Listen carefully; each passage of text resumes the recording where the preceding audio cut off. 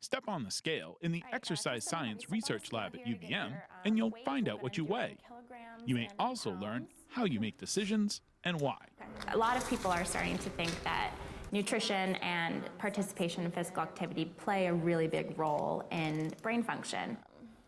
Further, what else are we going to look at as far as... Vienna McLeod is a 2014 graduate of the University of Vermont. She spent the last year working with Dr. Connie Tompkins in the Exercise and Movement Science Department. McLeod has been working as an undergraduate research assistant on a project about how executive function, the part of the brain that helps us plan and organize, connects to dietary and exercise habits in adolescence. We've seen a lot of research out there in the news and in the media about the importance of exercise for brain function and attention, and especially in children, these things become really important. So we're really trying to look and see if we can determine a relationship between those two so that health professionals can better help children either in preventing childhood obesity or treating those that are already seeing overweight and obese behavior.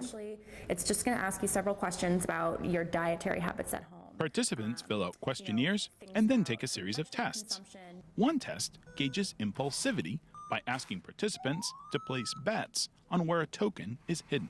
Someone who's showing really high scores in risk-taking behavior on the test, placing a really high bet on a sort of a poor choice per se, or not a very good odd, might be making a really impulsive choice. And we can sort of relate that, or try to relate that, to someone's impulsivity in health behavior, such as things like diet or physical activity. So someone who's really impulsive might be more likely to eat an entire bag of chips without thinking about it, or not eat the right portion sizes, eat way too much at dinner or at mealtime. And the same thing relates back to physical activity. Someone might make a more rash decision to not exercise because they want to go and hang out on the couch, rather than really make the decision and think about it and think about the implications in their head. And here you can see that you've gotten the right answer. So far, the research suggests impulsivity is a major factor in how much you weigh. Someone who has a lower body mass index or a lower weight, it probably is likely that they make better decisions, or they think longer about those decisions and are able to really think about the consequences that decision might have for their health.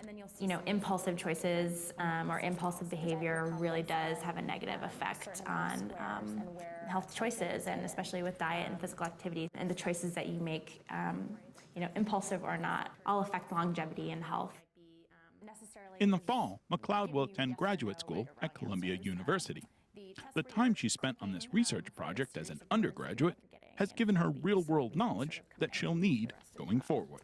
It's given me that experience of preparing a question and seeing a study through from start to finish, as far as the design goes, recruiting subjects, analyzing the data, which has been the most time-consuming part, and sort of then doing all the writing afterwards and really getting ready to send in a finished product. On top of that, it sort of helped me develop my area of interest going into Columbia. So now I can really confidently reach out to professors there and say, this is what I'm really interested in, and this is what you're really interested in, and can we work and can we make some sort of relationship there and collaborate on future projects, or can I hop on to a GA position, or get into your lab and do some work for you, and then it benefits everybody. So it's really helped me sort of narrow down my area of interest and get to know myself better as far as where I want to take my career and what I want to study for the next several years.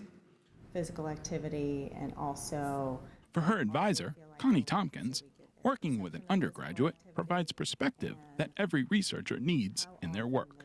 I really love working with undergraduates just because they're open to different possibilities, and they're so fresh, and they have all these great ideas they hear in the media or they read in a magazine that they can actually bring to actually performing a study. I know for me, I get stuck in researching one or two things, very hardcore. So it's nice to get a breath of fresh air and to sort of look at something I've been looking at and then in a new way, or bring a new measure to what we're already doing. So it's nice in that they're sort of, they make you look at your work in a different light. McLeod presented her findings at the annual University of Vermont Student Research Conference in April. It was an opportunity for her to talk with the public and her peers about her work. For Tompkins, the undergraduate research opportunity at UVM gives students experience that can't be taught or learned in the classroom. I've never seen so many opportunities for undergraduates to get involved in research and really have the freedom to conduct it and participate in research and really get a handle, besides just reading a journal article in class and providing a critique or a review of literature. This gives them an idea of what it was like to collect information on 110 males and females, you know? So I think it helps them really come up with unique ideas to carry on, hopefully, into grad school or their careers.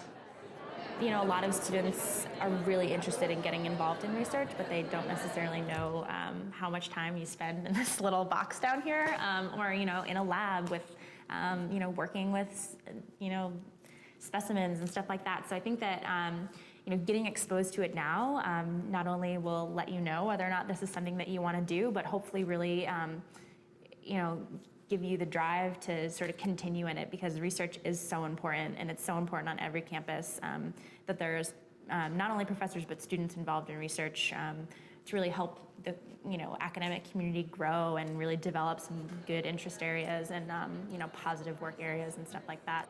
Yeah, being involved in research now can only really set you up for success later. Laboratories are where scientists confront society's most challenging questions. McLeod's time spent in the lab gives her an advantage she'll need in her career. And maybe it will help her find solutions to those tough questions.